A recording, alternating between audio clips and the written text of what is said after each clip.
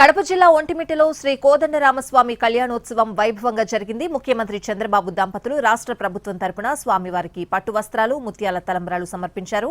సాయంత్రం 6:30 గంటలకు ఎదుర్కోలు ఉత్సవం నిర్వహించారు. రాత్రి 7 గంటలకు శ్రీ సీతారాముల కళ్యాణం ప్రారంభమైంది. ముందుగా భగవత్ విజ్ఞాపనం, సభ అనుజ్ఞ, లోక కళ్యాణం కోసం సంకల్పం చేయించారు. ఆ తర్వాత రక్షాబంధనం, యజ్ఞోపవీత ధారణ, వర ప్రవేశనం, మధుపర్కార్చనం చేశారు.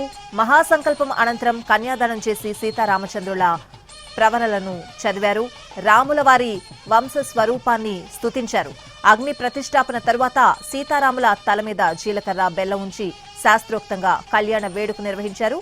తరువాత మంగళాష్టకం, చూర్ణిక పఠించి మాంగళ్య పూజ, మంగళసూత్రధారణ, అక్షతారోపణం చేపట్టారు. స్వామి నివేదన, వేద స్వస్తి, మహాదార ఆశీర్వచనంతో కళ్యాణ ఘట్టం పూర్తయింది.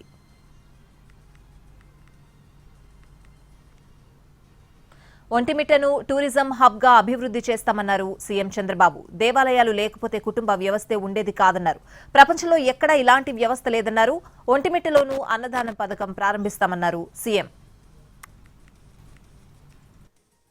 ఒక బ్రహ్మాండమైనటువంటి టెంపుల్ టూరిజంగా తయారు చేయడానికి ముందుకు పోతాం. ఇక్కడే పక్కనే ఆ రోజు నేను చూశాను, చెరువు కూడా బ్యూటిఫికేషన్ కోసం పనులు ప్రారంభించాం.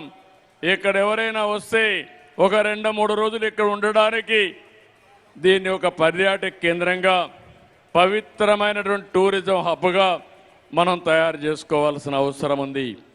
ఈరోజు దేవాలయాలు అనేటివి మన వారసత్వ సంపద. మనం ఈ విషయం గుర్తుపెట్టుకోవాల్సిన అవసరం ఉంది. ఈరోజు ఈ దేవాలయాలు రాకపోతే మన కుటుంబ వ్యవస్థ ఉండేది కాదు.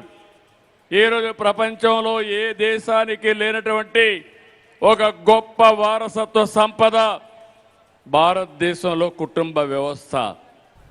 ఈరోజు మన కుటుంబం కోసం మనం ఆలోచిస్తాం, ఒకరికొకరు భద్రత ఇస్తాం.